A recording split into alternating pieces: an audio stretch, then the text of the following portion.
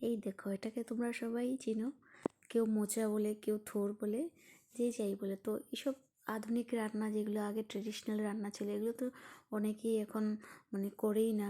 একে তো সময়ের অভাব, তার মধ্যে এত এগুলো বেছে বের করে তারপরে রান্না করা অনেকেই করে না। তো আজকে আমি রান্না করব থোড়ের বা মোচা যেটাই বলো, এটার ভেতরে যেটা অংশটা থাকে একদম ছোট, যেটা বেরোয়, এগুলো বেছে বের করে যেটা ছোট একদম বেরো, একদম সাদা অংশটা, ওটা বড়া করে তরকারি। এগুলো আগে ঠাম্মা দিদারা খুব রান্না করতো, অনেকের ঘরে হতো।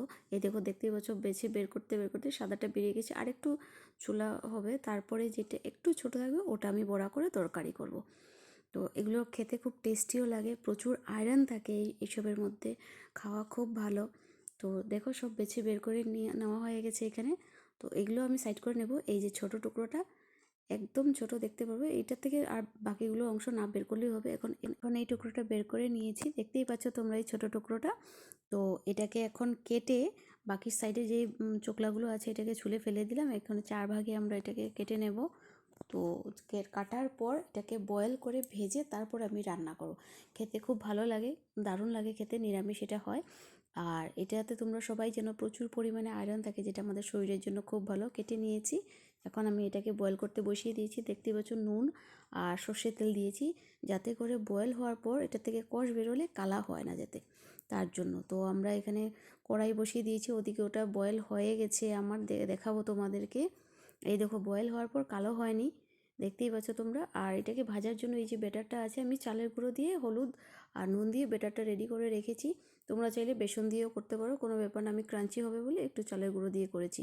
আর তরকারিটা রান্না করতে এই যে জিরে বাটা, ধনে বাটা আর কাঁচা লঙ্কা বাটা, আর এখানে নিয়েছি গরম মশলা গুঁড়ো। তো চলো কড়াইতে তেল দিয়ে দিই। আমি কড়াইতে তেল দিয়ে দিলাম এখানে বড়াটা করব বলে।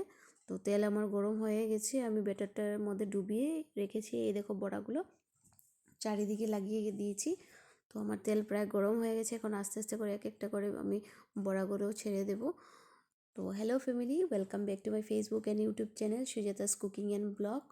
তোমরা আজ আমার রেসিপিগুলো যদি তোমাদের ভালো লেগে থাকে, প্লিজ একটু কমেন্টে জানিয়ে দিও, একটা করে লাইক করে দিও। যারা যারা আমার ফেসবুক পেজটা এখনও ফলো করেনি, ফলো করে দিও। আমার রেসিপিগুলো একটু ভালো লাগলে শেয়ার করে দিও। তো এখানে দেখতেই পাচ্ছ আমি দিয়ে দিয়েছি। আর আমার এই, হ্যাঁ, আমার এই রেসিপিটা আমার ইউটিউব চ্যানেলেও তোমরা পেয়ে যাবে। আমার ইউটিউব চ্যানেলটা প্লিজ একটু সাবস্ক্রাইব করে দিও। তো বড়াগুলো আমি এখানে দিয়ে দিয়েছি, উল্টে পাল্টে লাল লাল করে ভেজে নেব। এই দেখো, আমার বড়াগুলো প্রায় হয়ে গেছে, আমি লাল লাল করে ভেজে নিয়েছি। শুধু শুধু ডালের সাথে তোমরা এগুলো বড়াটা দিয়ে খেতে পারবে, ভীষণ মজা লাগে। তো আমি এখন এগুলো সাইডে তুলে নেব। আর যেটা আমি তরকারি রান্না করব আলু দিয়ে, তো আমি এখানে তেল থাকবে, তোমরা দেখতেই পাচ্ছ তেল রয়েছে অনেকটা। আমি এই তেলেই আমি নুন হলুদ দিয়ে আলুটাকেও ভেজে নেব। তো এই বড়াটা যেহেতু আমি চালের গুঁড়ো দিয়ে ভাজা করেছি, তো ক্রাঞ্চি হয়েছে, তোমরা দেখতেই বুঝতে পারছো যে অনেকটাই ক্রাঞ্চি হয়েছে। আলুগুলো আমি একটু লাল লাল করে ভেজে নেব। এগুলো না আসলে আমাদের আগে ঠাম্মা দিদারা রান্না করতো, তোমরা সবাই জানো, সবার ঘরেই রান্না করতো। তো এগুলো এখন লুপ্ত হয়ে যাচ্ছে আস্তে আস্তে করে, কারোই এখন এত টাইম নেই যে বেছে বের করে বড়া করে রান্না করবে, বা অনেকে হয়তো জানেই না এগুলো আছে। তো তাই এই রেসিপিটা তোমাদের জন্য আমি নিয়ে আসলাম। আমার আলু ভাজা হয়ে গেছে, তো তরকারি বানাবো এখন। চলো, তোমরা চাইলে এই তরকারিটা ঘিতেও রান্না করতে পারো, তোমরা চাইলে সর্ষের তেলে রান্না করতে পারো। তো আমি এখানে সর্ষের তেল দিয়ে দিয়েছি। তো এখানে ফোড়ন আমি তেজপাতা আর ফোড়ন দিয়েছি। তো জিরে দিয়েও রান্না করতে পারো, তবে পাঁচফোড়ন দিয়ে রান্না করলে রান্নার সেন্টটা খুব ভালো হয়, তার জন্য আমি পাঁচফোড়ন দিয়েছি আর তেজপাতা দিয়েছি। ভেজে রাখা যেগুলো আলু ছিল, প্রথমে আলুগুলো আমি দিয়ে দেবো, আর একটু তেলের মধ্যে একটু নাড়াচাড়া করো। যেগুলো বাকি মশলা ছিল, আমি বেটে রাখা মশলা এক এক করে মশলাগুলো দিয়ে দিচ্ছি।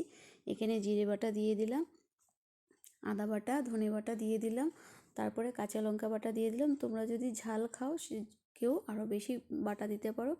তবে হ্যাঁ, আমি এখানে লঙ্কার গুঁড়ো ইউজ করছি না, তোমরা যারা কালারের জন্য চাও লঙ্কার গুঁড়ো অবশ্যই ইউজ করতে পারো।